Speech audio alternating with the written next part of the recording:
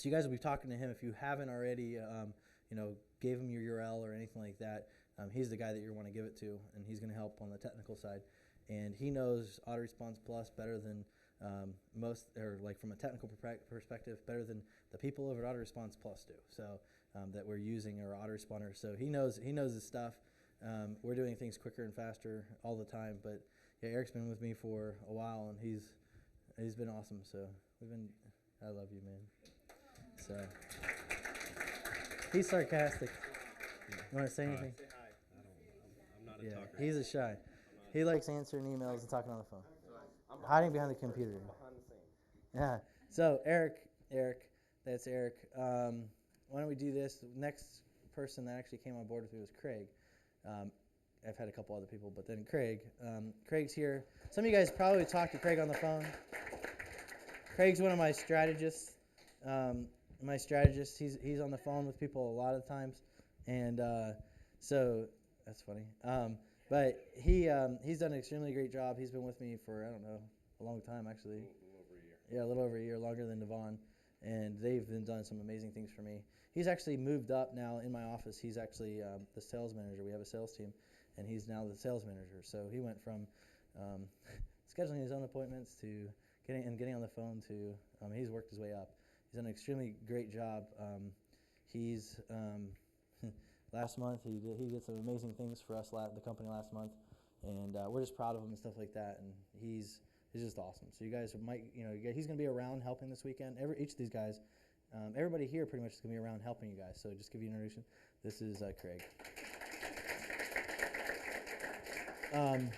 When that guy came through one of my workshops, he that was flying, and he said, talk about pilots and flying and all this other stuff. I said, well, I want to start flying. So what I did was I take action quickly, So what I did was the next morning, as soon as the event was over on Sunday, the next Monday morning, I'm driving down by the airport and looking for something that's going to show me I can go fly. So it said, learn to fly.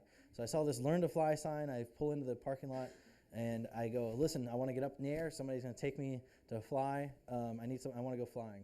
And so the guy that took me in the air was a guy named Matt Tanner.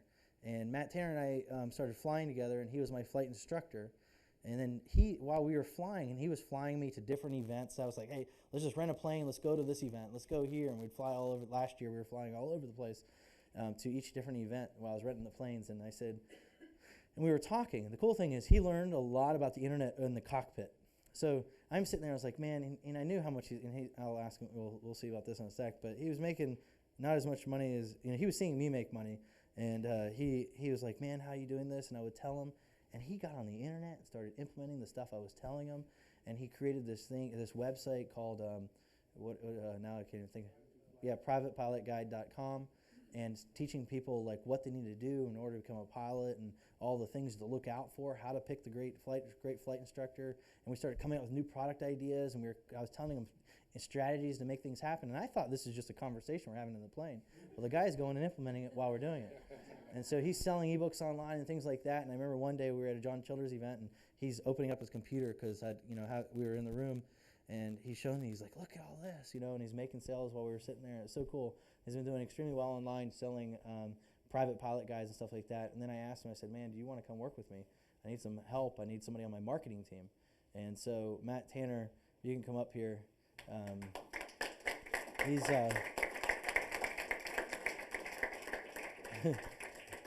we probably spend more time together. My wife calls him my second wife.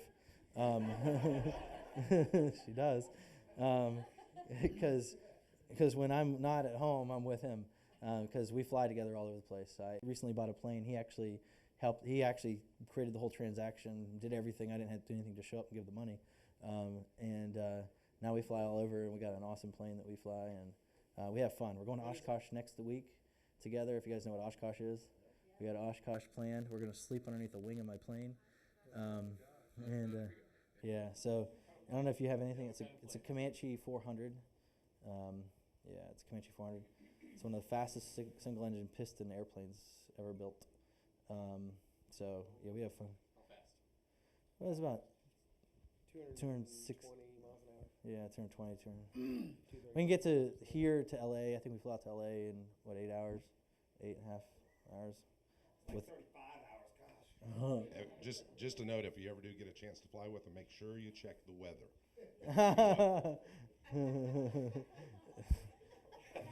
Shut up. Tell us why. We want a story. You want to be a storyteller. Tell us a story. Practice. Well, just give you a little quick thing. My office is down in Vero Beach. I have an office down in Vero.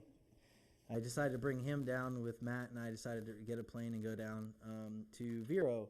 And I said, well, you want to come down and see how the operation works at my other operation, just because I wanted to get an idea what the sales guys are doing. We can learn from them and take the information back. Well, it was right after Katrina hit. And a day after Katrina hit. So the remnants of Katrina, the hurricane, was still around. And, I didn't know how to read weather at the time, and he did. So he said, yeah, there's 10 miles of visibility. So I'm like, yeah, we're perfect. There's 10 miles of visibility.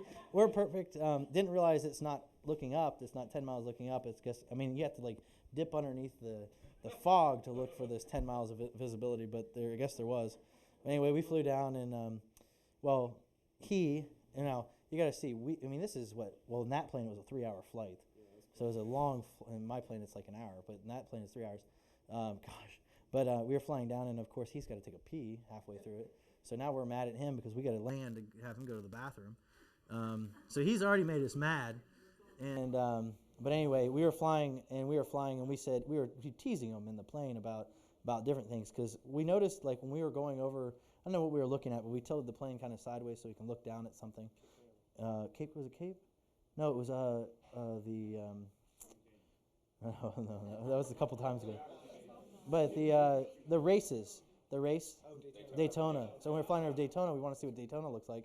And he's holding on, thinking he's going to fly out of the plane while we're turning it sideways. So we knew we had somebody. So then we started teasing him. We said, yeah, if we go over restricted airspace, then they're going to send up the F-16s and everything else and probably blow us out of the sky. And about this time in this plane, I wasn't used to flying. The first time I ever flew that plane, I was flying a Cessna at the time, where actually you can put it on both. You can actually decide which gas tank you want, or you can select both. So in the planes I'm used to flying, you can select both. And in this one, you only have a choice, right or left tank. So we burned out on the left tank and ran out of gas in the middle of the air on one side, and he's crapping his pants. We're flying along, we're and everybody's just sitting there. I'm sitting in the back like, okay, guys, what just happened? So anyway, we turn it on and keep on going. But now there's talking these black clouds in front of us. Black clouds. Terrible clouds. And we look over, and you can kind of see a fear on his face. And we were talking to the tower one of the tower traffic controllers, and they said, well, we'd like you to reroute yourself. We need you to send you over. And they sent us straight over Cape Canaveral, which is restricted airspace. Which is fine, because we were told we were allowed to do this, so therefore we were able to do it. But so we're joking around with him in the plane. We're looking down, tilting the plane, saying, "Look, there's Cape Canaveral." And we're like, "Did they send up the F-16s yet?" Because he didn't know that they gave us permission to do this. And so we're joking around with him the whole time. But that was fun. And then so we're going over, but we got to see Cape Canaveral from the sky, which is pretty cool. Which most people probably don't get to that kind of sight that we did, because it was clear. But then they sent us over the ocean. So now we're out in the ocean. And there's still this big cloud. And so they tell us to fly these coordinates, which we had to fly at the time. They want you to fly these coordinates to try to get around the storm, which I don't know who gave them, said there's no clouds out there or whatever, but it was terrible. So we go through it, and as we're going through, we hit these clouds, and I'm telling you, it was the bumpiest ride I ever had. Do you want money? Yes, I want